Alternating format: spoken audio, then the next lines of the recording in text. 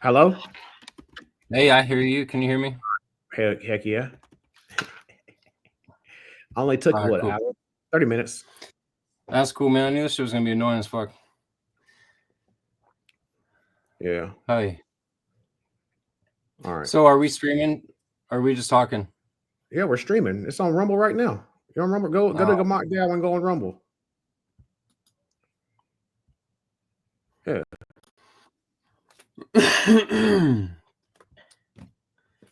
Man, well, Yeah, it's on Rumble. It sucks, but it's there. It's working. well, we can talk about my color wheel. Something I was working on today. And we're not jumping right into that. I just was kind of looking at my pages while I was here with you. But Yeah, something that talk about. Give me an update on the stuff that you can talk about that nobody can extract. yeah. So, not to do with the hemp. You know what I mean? So something I was making for my hemp project. That is actually something I was trying to make for a long time was my MIDI clock. So my MIDI clock. So I feel like I have my keyboard here, my MIDI keyboard, and your MIDI keyboard comes preset for like 12-tet, like standard like toning systems that we use in music. But you know, my whole thing with harmonic intervals is that they fractally scale naturally instead of just being like a rigid linear scaling, right? So you see that token? You see that one token? You nigga? Look on the screen. You look at the very bottom of the screen on live stream. You nigga. It left. It might have graduated. What are you watching? Tokens created? Yeah. It was newly created. Yeah, on deck screen. We might have to turn it off because I won't be paying attention to you if I'm looking at that. All right, let's see if I can remove this. If I just do the 2, there we go. Look at that. Yeah, look at that. Yeah, we're like here to tell you about some tech stuff, but we operate tech like grandfathers too, though. So, all right, back to the color wheel. I would love to screen share with you, but I don't know how.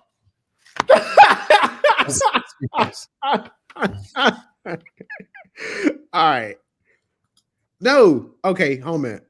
If I stop screen, all right, I've stopped my screen share. Now, see, do you have a bottom? Do you have a message at the bottom that says present?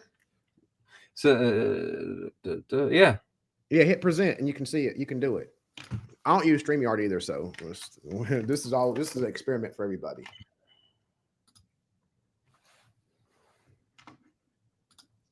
System settings, 1 second. Google Chrome. Passwords and stuff.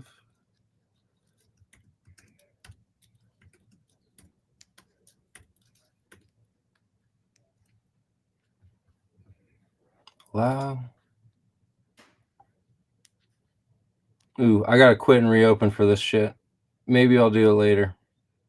All right, keep going. Or you do it while you're talking through it. Well, no, because I'd have to close out all my Chrome, which would shut down our session and shit. That's what I'm saying. Okay. So I'll just do it later. But now I'm set up to screen share next time. There you go. Figure out StreamYard so you can run it more efficient, more cleanly than I can, because I'm a lost cause on this stuff.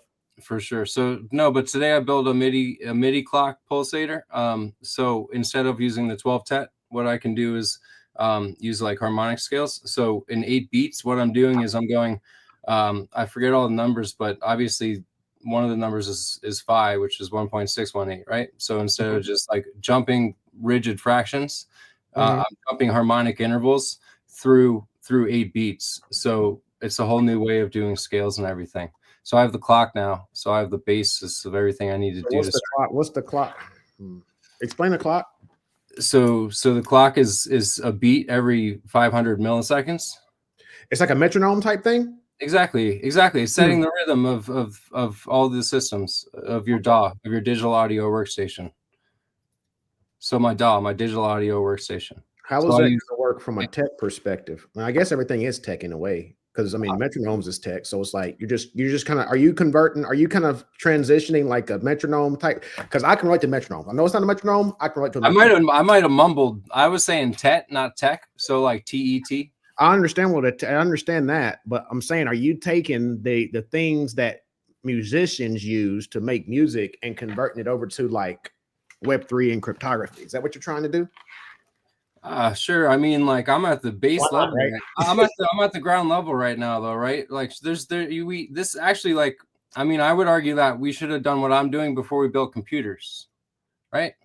We should have made sure we had our math right before we built computers, because then all of our iterations would flow together so much more naturally. But then you wouldn't be getting the money grab that quick. That's how that shit worked. Well, I got to figure out how to make the money, but I got some good builds. It's like a PhD program, because I was trying to do a mixed method study when I got my PhD, right? And they were like, do not do that. You like do a quant or qual, because if you do mixed method, you're doing 2 studies in one. That's a 3-year dissertation. You don't want to do it. He said you can do that mixed method shit once you're done. It's business 101.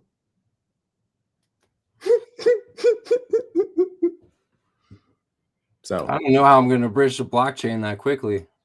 Say again? Well, your initial question was about blockchain. I said I don't know how I'm going to bridge the blockchain that quickly. You don't even have to bridge the blockchain. What's the first use case?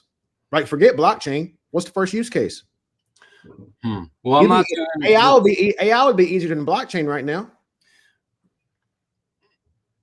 I think I'm just saying I'm making a cleaner basis point, right? This is my mise en place. This is the start of everything, right? The foundation, the framework. This is the foundation and framework of everything I'm building. It doesn't matter what I'm building. I'm saying that everything we built should have been built on a stronger foundation. It's kind of all I was framework.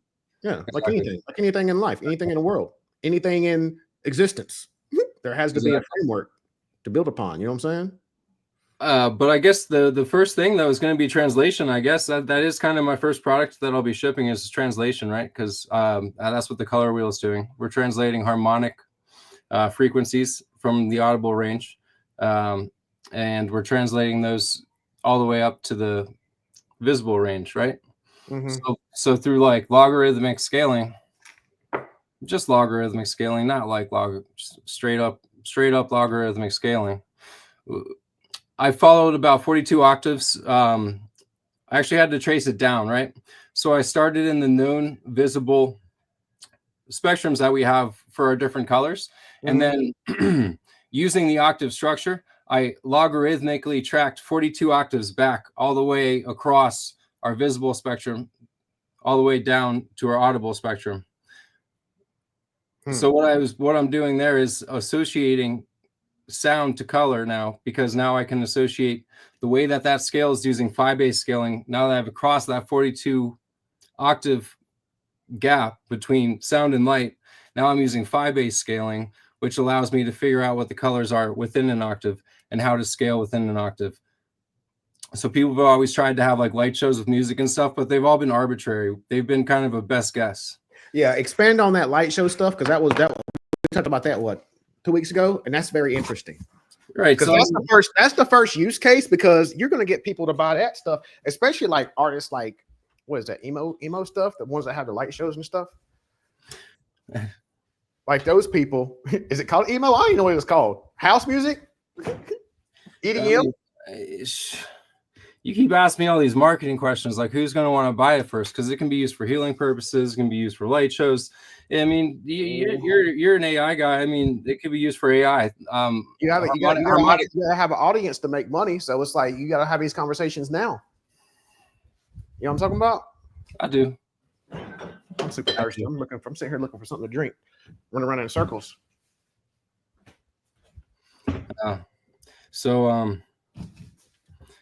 No, but the translation essentially is the first thing that's going to be ready, because we're going to translate sound and light, and if we can translate data, everything into one frequency, then you can just transmit frequency, and it will make transmission of all kinds of data a lot easier. Yeah, but you got to figure out what the lowest hanging fruit is, so you can start making money immediately. Maybe I should think more about money. You should. I should. Or you're gonna run out of it.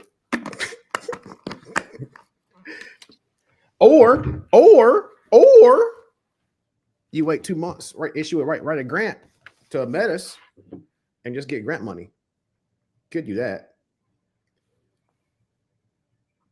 Could try. I got a whole list of grants I can send you.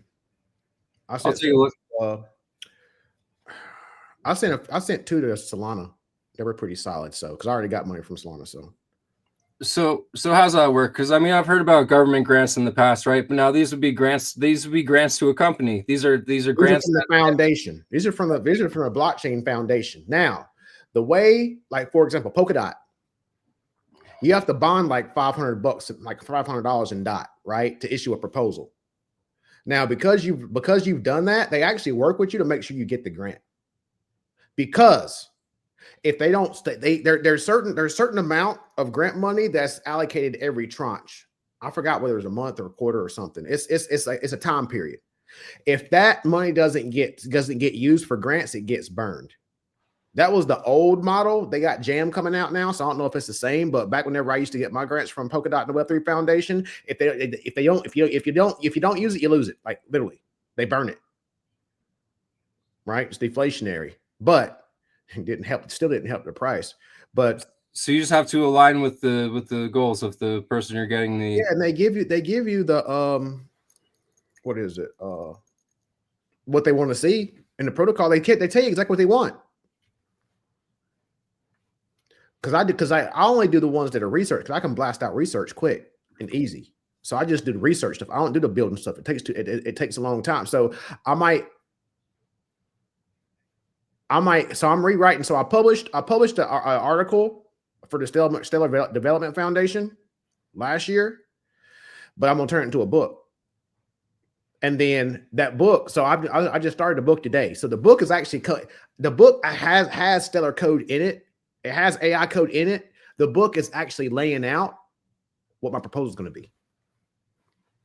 I said, look, here's the article you gave me. Here's the article you gave me the grant money for. I went the extra mile and created 15 videos where I interviewed people about financial literacy. Then on top of that, I wrote a book, a 300-page book at that. On the first page, it says it's funded by the Stellar Development Foundation. Give me my money. I got the roadmap right here. I ain't gotta see nothing. Read the book.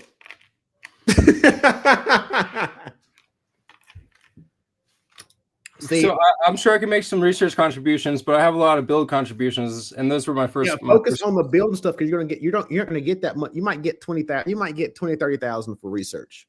You can get 100 for building. So I'm sitting here with these builds that work really well in my system here at home, right? I need to get it onto their blockchain. So I mean, how am I going to align with that? I mean, I have to read obviously up on their stuff more based on the blockchain I'm going to want to work with. Once we get offline, don't be telling me what your ID is. Don't tell me what your grant ID is on here. Once we get off the phone, you tell me what your grant ID is, or you give me a list of, like, how many ideas do you have? The more ideas, the more proposals you can write. I try to focus on like 3 to 5 at most. Put the rest in the back burner. So there's 3 to 5 grants right there off rip. All of them at least 100,000. There you go. We can fill it out. You can give me a paragraph and I'll write the proposal. All right. Actually, I gotta create you a you need a couple more things. That IQ Wiki page. Yeah. You need a few more things for me to propose to have an entry for you. We gotta write a blockchain book. If we get a blockchain book, you're on that website.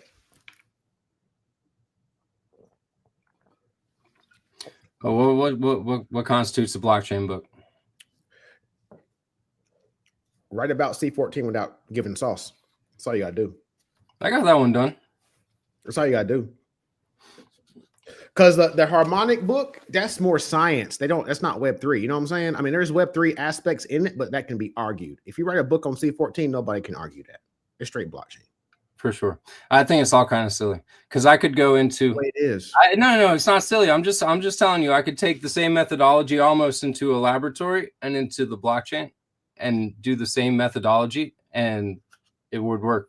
My point is, like, everything is the same. Everything's the same. That's why the stuff that I do works across so many different disciplines, because it's a pattern that's applied. right? You can take your idea. Like, this is real talk. This is crazy, but it's the truth. You could take your idea, you could take your book, your manuscript, and you can give it to anyone in the world. They're gonna have a different use case than you. My shit's gonna be totally different than yours. I'm focused on different things. That's where the foundation is valuable. That's where that foundation has to be ironclad. That found that you're gonna have to give up some of the sauce because you don't have to. You want to open source some of that stuff For sure. so the community can build on it. For sure. Like look at the Gamok page. We got free AI code, but we ain't got it. We ain't give you everything. You got like 80% though. You got 80% of the sauce. More than enough to get busy. So that's what you got to think about.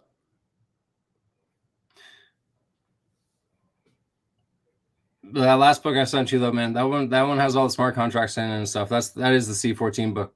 Don't put that in there and lock it down. Put that in where? Put that in Google Drive and encrypt it. Put a password on it. You said you didn't want that one out. No. I do. No. I changed my whole plan. That was even before we released the first book, right? Oh, okay. Well, finish it and send it to me. Man, I lose track of the books we do. Bro, my Google Drive is nutty. I'm like, damn, that was a hitter. I was like, I'm gonna get back to that one. I was like, this was amazing. When I write that one, because it was, the Written in Stone and Recursive with Creation. That book, Recursive with Creation is giving me a hard time. That one's giving me. See, we got to figure out about Amazon because, like, your Daley Harmonic book, it's on ebook, paperback, and hardback right now. That was like one lick. Everything went through. Sometimes I have to put it through like 5 or 6 times for it to accept it. I've done that Recursive Creation 5 times, and it's only and only the ebook is available.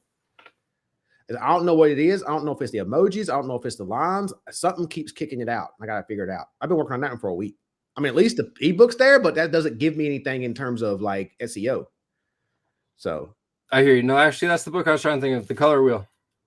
The Color Wheel book's been paperback. The conversation we had about not wanting to give away the sauce, that was before we put out the Color Wheel. That's when we had that because I took out the sauce from the Color Wheel, like because I was about to put out my like numbers, all my numbers, right? Yeah. I was about to put all that out, but then I didn't. So like that was that conversation. Mm-hmm. So that was like opening of the idea of what C14 was, but this next book is exactly what C14 is, and it introduces the tri-system economy. So like the tri-system economy. So like the tri-system economy is always going to be the UX, the token, and then the agentic matrix, right? I'm still lost. So it's a balancing system, right? You have to have, so it's for utility tokens such as the Color Wheel, right? So you have to have C14 tokens to use the Color Wheel. Yes, utility. Yep, fair enough. Right. So you access it through the UX, but it's gated by the token. So you have to have the token in your wallet, which is verified by the UX, which allows you in. Why don't you just do it on Telegram, because you're gonna have more people there. You're gonna force people to come off of Telegram where they're always at onto your website. Not gonna happen. You gotta have a token gated. You gotta have a token gated Telegram. Yeah, but check the C14 to get access. Yeah, no, but like it's an API though. Okay, it's an API. So like that's like the comparison would be if you log into Apple to download some software. Like you don't go there. You don't have to go there all the time. You go to the UX to get your API. Oh, okay, fair enough. All right. So you get your that's where you get your access from. You're right. You can still do the Telegram thing for like exclusive stuff. But so that's like everything that the tokens of Anejo is what this book is called, and that's C14 is the. Oh, I like that. Yeah, because ultimately the blockchain. Oh no, the book of Anejo. Well, no. Ultimately the blockchain is Anejo's vault. So I have multiple utilities though, man. So like all my utilities, the first one being the Color Wheel, that will be a token, the C14 token, because the core 14 is my operating system, right? Yeah. It's the operating system of the blockchain and everything. So tokens of Anejo is going to be all the core tokens, C14, C28, C42. Have you already started writing that out? It's all in this. This is tokens of Anejo. Tokens of Anejo. I'm saying, have you written it out like an outline, like document it? I'll send it to you again. Okay, bro. You just sent me like 5 things I hadn't even been able to look at yet. I know you're busy. I wasn't going to push you. Yeah. I'm just saying all the things you're asking about, they're done now. Okay, fair enough. That's all I need to know. For sure. So there. Yeah. Mm-hmm. He's about to drop some sauce. I see you. You're about to drop some sauce. I see you. I see you. Very nicely done. Because I can't do that. I can't stop. I'll let it go. No, so look, I designed this whole thing and I already built the programming and everything. So I wanted to have an escrow because I don't like when things are burnt upon use. So you actually brought that up, and it was a really good idea. It made the system work really well if I were to burn them, like if I were to burn the tokens when they were used for accessing the utility. So you log into the color wheel, and then the tokens are burned for using it. But instead, I just want to retain the value, right? So instead, charge a tax. Why? That means you could charge like a 1% tax where 0.5 goes to you and 0.5 goes to the treasury. The taxes were ways for people to make money on the memes. Nobody's going to argue if they're doing a 3x on a meme, they ain't gonna argue about 1% or 2% tax in and out. They ain't gonna say nothing about that. Well, but they're making all kinds of bread on it. No, that's separate. Because it's a utility token, I do want to charge 2% in, 2% out if you sell the token, right? I'm just talking about how you use the color. Where's that money going to go? And how you use the utility. What? Where's that money going to go? Where's that 2% going to go? That's what I'm saying. I mean, where's it supposed to go? That's the money that's the money that I make because I'm not making any money on the use of it. Then right? That way, if you charge 2%, then you're going to say, for me making this, get 1% or 0.5%, however you want to do it. Ain't none of my business. That's your stuff. Then you say 1% goes to treasury, 0.5%. Treasury has at least get 1%. So you say 1.5 or 2% tax, whatever you say. Treasury has to get 1%. That's the only way people ain't going to say nothing about you getting money, although you built it. That's just the way Web3 works. Oh, I got you. But it's, I'm trying to propose a new economic model though, right? So I'm talking about the past, so you can do what you want to. I'm just telling you. I hear you. I was trying to get my train rolling, and then you brought up a little detail that was kind of a tangent that wasn't even really where it was going. You know what I mean? What tangent? You brought up the 2% in, the 2% out, but I just wanted to talk about the use of the color wheel. Right? I'm a user. I want to use the color wheel. Yeah. I have the tokens I need to use it, which is 56. You have to have 56. To use it at a certain level, right? For the 56 is the tier that gets you like unlimited for the week. So all you would do is you would log in and your 56 tokens get put into escrow. And then when you log out, you get your 56 tokens back. So that now what that allows me to do is track all the usage and I see who's using it. It also allows the token to gain value as the software gains value. People just have to buy it to use it, right? And so that's kind of why I was making the argument. Like, I just made this crazy software, and if I was Apple, I would just go and I would sell a fucking product, but I'm not. I am basically it's kind of like a new way to do like open use, right? Like anybody can use it, and they don't have to continue to pay using it. They just have to have their badge or their pass to use it, which is an amount of tokens. So 56 is like the full tier. If you have 56, that's like your gateway access badge. So that's why I'm saying I built this crazy thing and I'm not even selling it. You just have to get your access to it. And that's the only, when you get your access, or you're 2% in, or if you sell your tokens, you're 2% out. That's all the money that I'm making for making this software. You know what I mean? So that's kind of my reasoning, but I also don't need that whole 2%. We can all, it makes sense that it would go to the treasury as well. It's just, I'm just making the point that that's all my income from the software is that. That's all you need to tell people. But I'm saying, put 0.5% in the treasury. Take 1.5 and put 0.5 in the treasury. I built this stuff. No, I'm getting mines. Yeah. If you got a problem with it, don't buy it. Very simple. Yeah. So also, you know, when it comes out, you might get this 56 tokens might not cost you a ton of money, but as people realize what the value is, it's another way to incentivize or reward early adopters. Because now early adopters got their service for a lot less money, right? Because 56 tokens today might cost $56, where in 2 years or a year or 6 months, when people realize the value of the color wheel and everyone wants or needs to use the color wheel, then that'll drive up the value through supply and demand. And, you know, it might cost $560 instead of $56 to be able to use it. You know what I mean? Mm-hmm. I'm thinking, so in terms of the price of the market cap, it depends on how much you're going to put in when you launch it, and if you're going to lock the liquidity.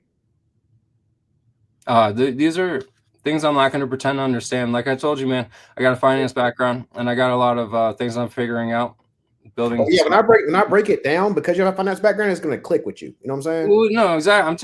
I'm telling you, explain this stuff to me. This is something that I'm not going to pretend to understand fully. Explain how that works. How are you recommending that it needs to be done? So back in memes, back whenever memes were running, it was a general rule of thumb. If you launch on ETH, you gotta launch with two Ethereum, right? That provides you that provides the buyers confidence in the market. I mean, I'm talking about meme coins, but I'm just saying it's a use case. Now, not only do you have that, but if you people only buy tokens when the liquidity was locked. That means you can't rug. Now, like I said, the developer can still rug, but you're still going to have like $7,000 in the smart contract, right? Now, if you put in 2 ETH, so back when we were doing it, we didn't rug nobody. Back whenever I was advising people, we were putting in 2 ETH. ETH was like $3,000.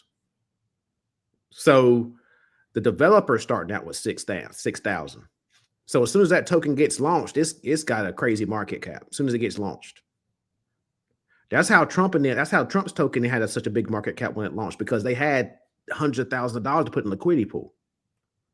And you see, they didn't like their liquidity. Who's gonna say something to Trump? Right? Nobody knows you. So you have to like your liquidity. You have to. But it's up to you on how much you lock up, because you're never going to touch it. Now, on Solana, you can lock liquidity. You can lock liquidity and still get fees. I know with Uniswap, you can't really do that. There may be liquidity providers on Ethereum where you can get fees if you lock it. I'm not sure. I just know that Radium does it on Solana. If they don't do it, I mean, I ain't creating that smart contract. Like, that's something you can create. I ain't doing it. Like, WatchCon would definitely give you money for that. Metis, that would definitely give you money for that. For sure. No, I understand. Yeah, I understood the concept, not by the terms. That's all. I don't think you wouldn't even have to do. You could talk to your boy at Metis. You wouldn't have to create the full platform. They would give you money just to create the one piece that locks the liquidity. You ain't got to build a whole thing. You just put the code on GitHub. You're done. You ain't got to create a platform. You ain't got to create a platform. You just create the code. Here you go. They give you $20,000 off of that. All right, we'll figure it out. Yeah. Does that make sense though? It makes sense. Yeah. All right. Yeah, man. No, I got a lot of, but it's an API plugin, so you know, there's so many uses you could import it into like an art wheel, so that you could use it for making art. But then all of your art now, you can see what frequency and what musical note all the colors that you're painting with have, and then you can also, you know, more valuably, probably what I'd be more interested to use it for would be to plug it into, you know, like a show. So if you're at a concert, you can plug in my software, and live time, it'll generate the colors associated with the music being played. So that's what I was saying about, like, when you go to a concert, the light shows have always been a little bit arbitrary. Like, they just have been doing their best guess of like associations to colors with sound. But so now there was a science to that. They weren't just randomly picking colors. There's a science to it in a way. that's what the color wheel is, and that's what the color wheel book is talking about. I understand that, but I'm saying like previously before you wrote the book, like there was like there's something that people followed to say what color is the best. Well, it's all about like what is your baseline, right? Like in music, 440 hertz was always the baseline, right? Which I verified it's actually 432 through my work. That's the harmonic baseline for music. But my point is like you always have to know the baseline of where you're starting is. So like because the visible spectrum is so far from the audible spectrum, they didn't know how to align that baseline, and they had to take a best guess. So like there was math and science from there, but their baseline was a best guess. So all the okay. So if we go to a concert, all the light shows that we see are just like best guesses, like just arbitrary color. They're pretty. I have so much respect for the engineers that do the light shows. I'm just saying that now we can actually know scientifically precisely which colors should be played by the note. And I'm not talking about just like A is always red or something like that, but a variation of saturation as you develop through the octaves. So you start out with a much heavier and a darker color, and then the color lightens as you go up in frequency with the music. So now I don't know anything about the music industry, but with what you just said, what type of executive is going to actually pay for that? Do you know? Do you know if they find that of importance? Well, I don't know the culture, and I wasn't really trying to step in the like music industry much. Oh, okay, fair enough. You know what I mean? But like, but the thing is though, like, think about it just from like a, people competing and wanting to be the best. If you knew that one band had scientifically aligned, precisely aligned color shows, and everybody else didn't, then everybody else is at a disadvantage and they're like behind. So it's like, I built this and I see a lot of the big picture. But what I don't know is what they used to call product fit, which I'm reading how that's actually going out the window anyway. It's not going to be about product fit anymore to markets, right? It's going to be about. What is it going to be? Because I don't know. It's going to be about alignment to markets, and that's my work, man. People might, that's my work. People might have ideas of what it's going to be, but if there's like one thing that I said, like I know better than anyone else working on it, I could figure out the alignment of the systems. That's like the attunement. That's like my work. Harmonics. I'm building my own systems that'll operate just fine on their own. But you're going to be successful because you're building it for you. That's how Gamok's built. Gamok's built for us. For tools that we wanted to use where we didn't see in the market. Do you regret it? No. It's rough, but no. It's brutal, but no. Yeah, you chose the longer path to the end goal, right? I mean, it's a harder path, but we bootstrapped everything, dude. We answered to nobody. Yeah. It might have been better to kiss the ring, but I ain't worried about nothing. Yeah, that's what keeps sending me back. I have all these compression algorithms and everything, but I just don't want to work with anybody yet.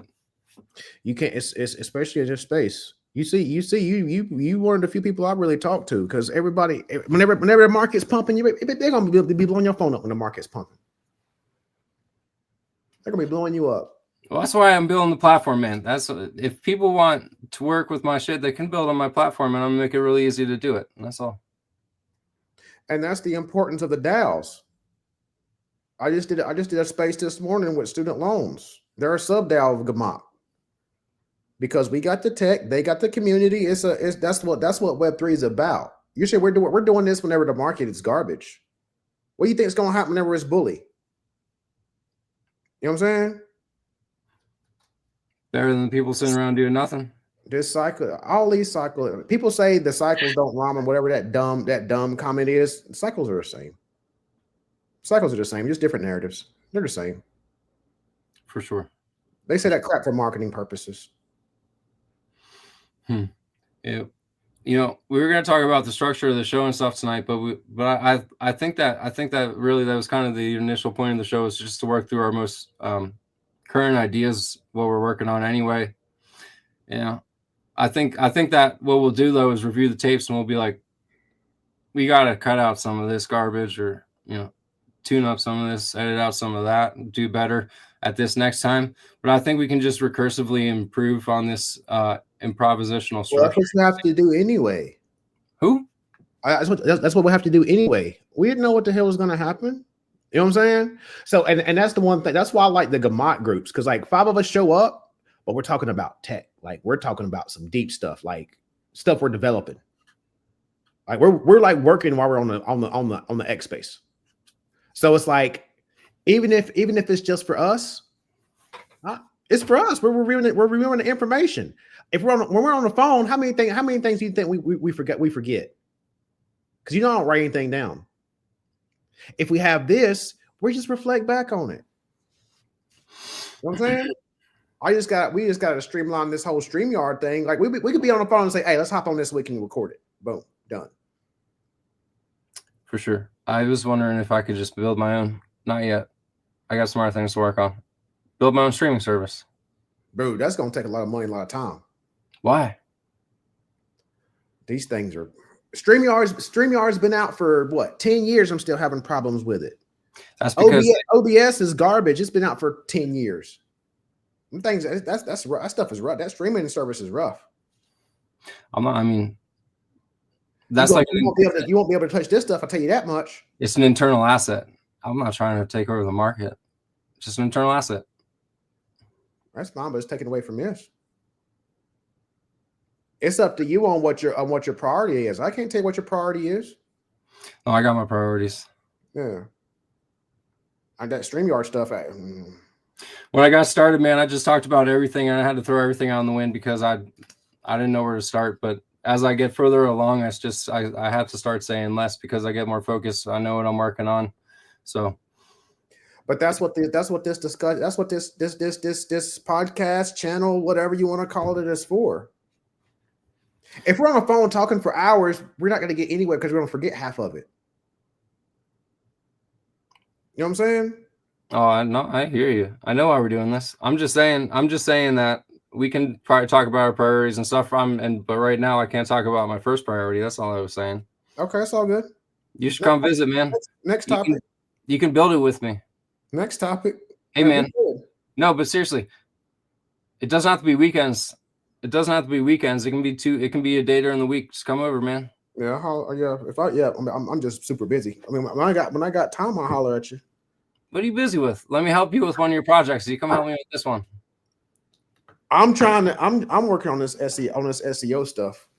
So I found this other site. I found this other site for SEO that's better than Amazon, actually. Ingram, check out Ingram Spark. I've been working on that the last couple of days. What kind of stuff is it? Ingram Spark is like Kindle, but Ingram Spark distributes to the universities and stuff. It's the same exact thing, because Amazon keeps everything on Amazon, right? And Amazon is decent for SEO for Amazon, but Ingram Spark does everything for everybody else. Okay. And they're going to put them in bookstores, distributors, universities. So yeah, I don't even have to publish in universities anymore, because universities will pick it up from Ingram. University, all we write about is cosmology and physics and cryptography. The only audience is our universities. Think about it. It's our audience. So yeah, that's why I'm doing Ingram. Ain't nobody gonna buy our books off Amazon like that. Well, yeah, exactly. The only books people buy off Amazon are my crappiest ones, like the crappy sci-fi books. That's the only thing they buy on Amazon. They don't even buy scientific books. That's how I found Ingram. Yeah, like they only buy the stuff I was playing with. I was playing with trying to train my model on. That's the only books that's getting sold on Amazon right now. But then Penn State's going, like, the views on Penn State's decent. Yeah, the books we put out were so technical. I wouldn't read it for fun. I would read it for a purpose. Those aren't play books. Those are the build shit. Those are the build it when you need it. Man, I never read. If I did read, man, it was always like a textbook format kind of book, because I was always just looking for like the information. I never liked the fluff. The way we're doing it is nuts, because there's so much you can expand on, and that's another reason why I'm putting out so many of them. I only need 3 good ones. Think about it. You only need 3 good ones. I think I can pull 3 good ones out of the 100. For sure. Dark Enlightenment is Dark Enlightenment's a banger. How come you don't like latex? Have you used it much? I've never worked with that like that. I had to use it in college. I never used it since. I'll use it if I'm forced to do it. Hey man, I really enjoyed it. Like, it was so organized and clean. Like, I'm serious. Like, yeah, because you're organized. You're a chef, so like you need that. To work in my terminal. Yeah, I got to work in my terminal, and then you get to organize it up top in your programming language, and break it off into like the formulas and the tables and the body. It's cool. Yeah, that's for the hardcore people like DJ Khaled. No, I was resistant because there's a little bit of a learning curve with it, but when I did it though, I was like, man, I need to go back through all my work and put it into latex, because you have the document that's the .text document, and we go the .tex, and when you go back into that one and you update it, it just makes the readable PDF update every time. It's really cool. Yeah, Jordy uses latex a lot. I'm gonna always use it now. I write too much to be using it. I gotta get it in docx PDF, get it out. I ain't got time to be messing around for perfection. I told you my stuff is half baked and it's recursive, so ain't nothing 100%. Ain't nothing 100% anyway. I hear you. I'm gonna keep adding to it, dude. I can feel it. Like, I was really uncomfortable on the computer, obviously, when I was starting all this stuff out after working with my hands for 12-15 years. But like, I'm starting to get in the flow, like as I would in a kitchen on a computer. It's pretty cool. Flow state. Well, yeah, it's just I was so unfamiliar with computers, but now I'm starting to work through a job pretty efficiently. It's cool. And that's been what, 4 months, 5 months? Well, that's what I'm saying. It's been like, by now it's been 7 or 8 months since I've made the discovery, but it's been 3 months of hardcore computer. Like, before I was actually doing a lot of shit on my phone, a little bit of fucking computer here, but like I've been like pretty hardcore programming for 3 months now.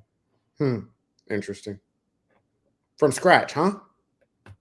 Well, I say programming, and I'm prompting with AI. I'm not like pretending like I know how all the different codes work, but what I know is how the systems work. So I'm really good with systems. So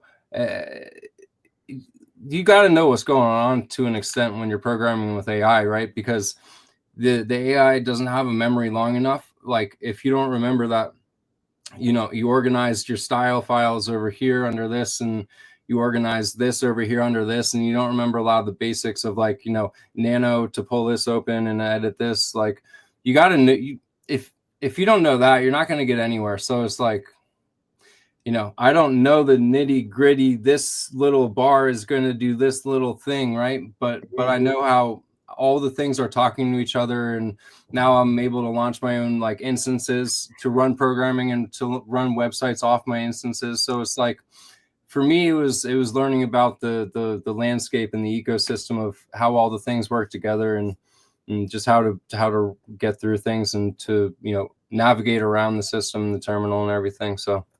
Yeah, exactly. I use AI to program. I'm not claiming to be a from scratch, like hardcore motherfucker in that sense, but like, I feel that I could take on any programming job with AI by my side, and I could figure out the system. And I didn't feel that way. I wouldn't have said that even a month ago. It's been the last couple of weeks that things started to click. Like, dude, I built that color wheel. Like, dude, that it translates a frequency of a color to a fucking music note, and it shows you the waveform, like, and I built that. That's crazy. And then today I built the MIDI timer, and has the intervals, and like, It's an API plugin. So now my Logic Pro, my DAW, my digital audio workstation, it actually plugs into my API, which is my harmonic intervals. So now I bypassed all the standard system functions of my MIDI keyboard that are the 12 TET standard tuning system. And I can now tune it with my harmonic intervals because I figured out how to build these API plugins and to just like change shit around like that. So it's like, for me, I know how to like work a system and change a system around and make systems work. I don't know how to make, all the I's and the T's dot. That's fair enough. Well, yeah, you can use AI to kind of close that gap, but I'm just kind of blown away that it didn't take you but that long to kind of get comfortable. Not for, I didn't say familiar, but I said comfortable with it. You know what I'm saying? Big difference. For sure, man. I never thought I'd be doing that stuff. Not be comfortable. For sure. I wonder if I can play my MIDI while I'm in this shit. Oh man, I wonder where I put that one.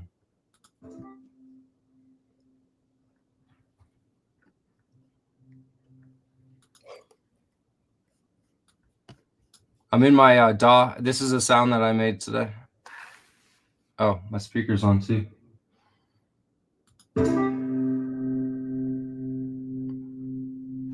You hear the starting and then you hear the wave. Here, wait. Ready? Hold on. It's crazy, right? That's nuts. Like, how'd you even create that? I found it. I translated it. Huh? What? Yo, you gotta come visit me. All right, I got you. No Diddy, I got you. I'm serious though. I made a library today of 100 sounds that I found. Yeah, man. That's kind of wicked. Yeah, dude. I was like, yo, dude. There's like some places I was willing not to go with those sounds today. Like, dude, when I made some sequences today, and I was like, it felt fucking crazy. And then when I took some of my sounds and I mixed them together, it felt like a fucking weapon, like a psychological weapon. It was insane, the noises I was making today, dude. We're talking out of context now. No one has any idea what I'm talking about, but crazy, man. Yo, no, but I was afraid of like. I'm looking at stuff. Yeah, no. Ancient civilizations, particularly the Greek culture, explored harmonics as a mathematical science, studying the relationships between pitched sounds and their underlying structures. Holy. Yeah, man. I was afraid I was about to like awaken my fucking grandmother or something. You know, I was like, I'm not gonna fucking keep mixing these sequences, dude. These are trippy as fuck. Yeah, I've had those, not with music, but I've had those types of experiences where I was like, I think I'm gonna go to sleep. You mean researching? Yeah. You'd be like, I can't take it anymore. I gotta. No, it's like you're like 2 questions away from getting something that you don't want to hear. That's what I'm saying. You're about 2 questions away from seeing something you don't want to see. I know there's some moments that I back out now. I'm like, man, every time I go there, I can't stop thinking about that thing, and then there's nothing I can do about that thing. So now I just gotta live with that thing. I should have just not gone there. I put my brakes on the Anunnaki research. It's getting too weird. Yeah, man. And I asked DJ Khaled about it, and he was like, "Yeah, you crazy, man." I said, "Okay, there's a reason you said that." He don't joke too much. No, man.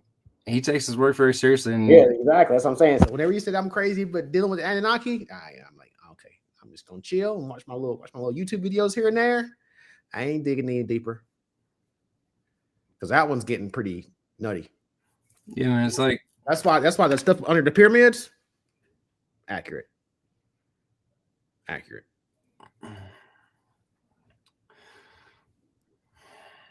Yeah. Damn it. Nothing. I wish I could screen share the next time. Oh yeah, that's all good. This Greek harmonic stuff is crazy. So you know about the Greek harmonics? There's a book, dude. There's a book at Cambridge, The Science of Harmonics in Classical Greece. I never heard. Everything. Well, that's silly though. Like it's just all about the way you frame it, though. Because everything is. That's my thing. Is everything is harmonics. Everything is harmonics. Everything. Everything is a frequency. Everything has a frequency and relates and it impacts everything else's frequency. It's like everything is a study of harmonics, whatever you want to call it. I'm not gonna bother with this harmonic stuff because this is your area. I ain't gonna waste my time. I'm just letting you know what's out there. Yeah. So like like the Rosetta Stone had like 3 different layers that it connected and everything, right? So it's like For real? the demotic layer is the human layer, then the hieroglyphic layer is the godly layer, and then there's one other layer, I just forget what it's called. Oh, the Greek layer. And that was for the rulers, the ruling class. Like, so it was like tiered information. Interesting. Is that where you got that stone book from Rosetta Stone? No, I didn't even. Did you introduce me to the story about the summer and summer? You man, I gave you a book, and then you wrote a book. You turned my book into something about runes, and then I was like, no, I'm saying, dude, I had some ideas about their function, right? But then I never knew about their history. I was always focused on their function, and you knew about their history. So my point is, I've been researching. Now that I'm learning about function, I'm researching the history, and I learned that actually just today about that the 3 layers that were connected through the Rosetta Stone. I'm gonna look at that when I got the phone. I didn't know that. Yeah, man, I'm not sending you any of that stuff. That's what you gotta come visit me to talk about. You can. Hey, you do you? That's Demotic, what ancient Greek. Huh. This might be some good watching tonight. I've never even knew the background of this time. I had no clue.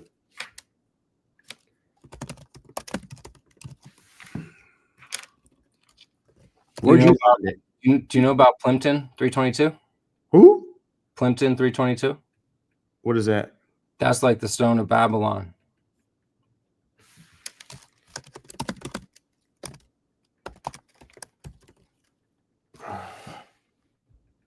Stones of the music group keeps coming up.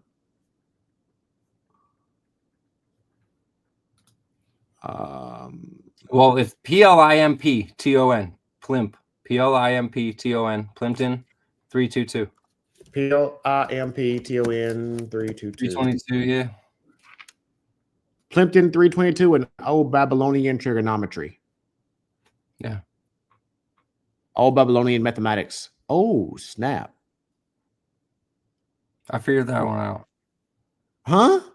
I figured it out. Nice. Like, I just happen to see stuff on YouTube if it shows up on my feed. I didn't know. I found this stuff from a function reason, and then I was like, it's crazy. I don't even know how you're finding it with function reasons, to be honest.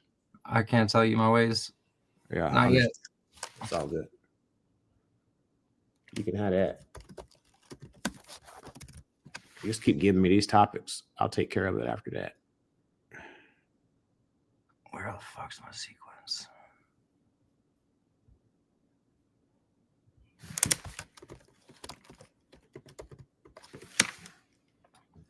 I'm going about 5. I'm getting hungry, bro. Yeah, no, I'm wrapping up too. I was trying to find a cool sound effect. I have this huge library, but it's like mostly just like a single tones. But I was trying to find one that was a good sequence. You got to figure out how you're gonna make money off of this stuff. I mean, it's crazy. Bitcoin mining. Ah. I'm building my Bitcoin mine.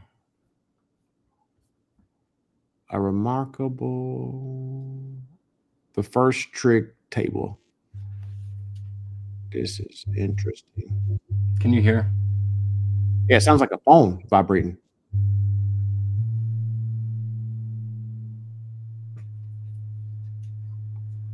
Oh, I heard that. Like the buzzing type stuff? Oh, that's... I guess it's a sequence. So each one is recursive of the last. So we're adding tones and building on the tone from just through recursion. Yeah.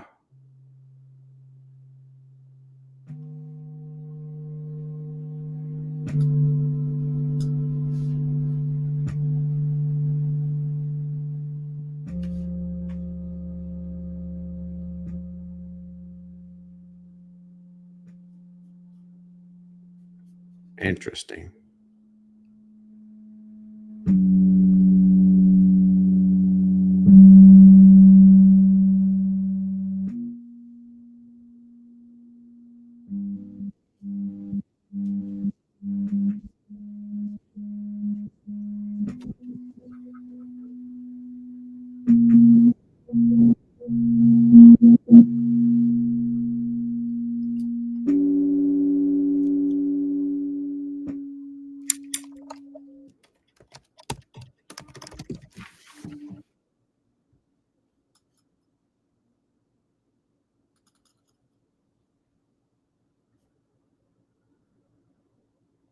Huh.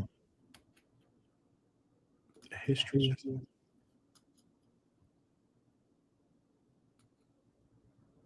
This is not.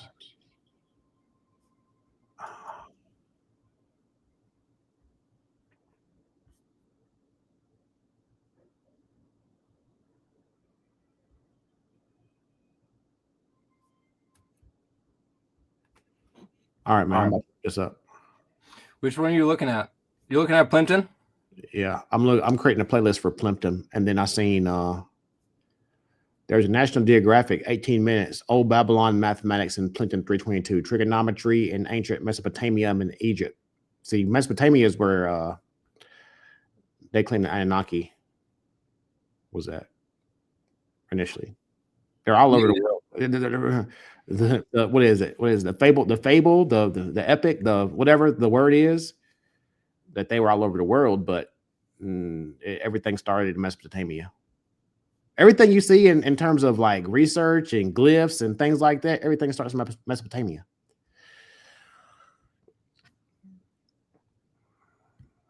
And then Egypt next. Yeah.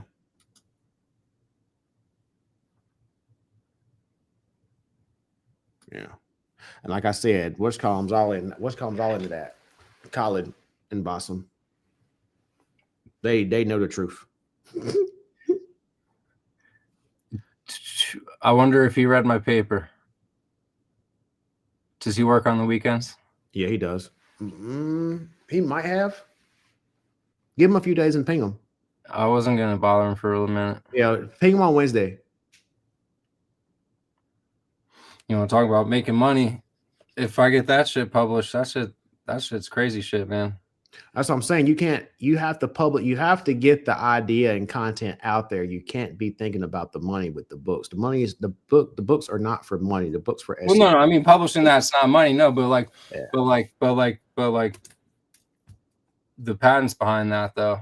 Like, right? That's getting the validation. Yeah. Good point. I mean, like the patents behind bioengineering, that's pretty crazy, man. But that's what they do. They commercialize it. That's what I'm saying. That's why I was wondering what would happen if I gave them good research, because that's you get paid. That's what happens. Those are tight numbers, man. That's good research. Paid, that's what happens. So they take care of it. Bassam and them take care of all that. Well, I want to know what they think of the research, so we'll see. We'll go from there. He's writing up your agreement now. I mean, he told me that on Monday, so I mean, they had a week. So that's what that's about. All right, man. I'm about to go get some meat. I'm about to end this stream. All right, man. Sounds good. I'm gonna play with my MIDI. Okay. All right, bro. Have a good night. All right. Have a good one, man. I'll see you later. Right. See you.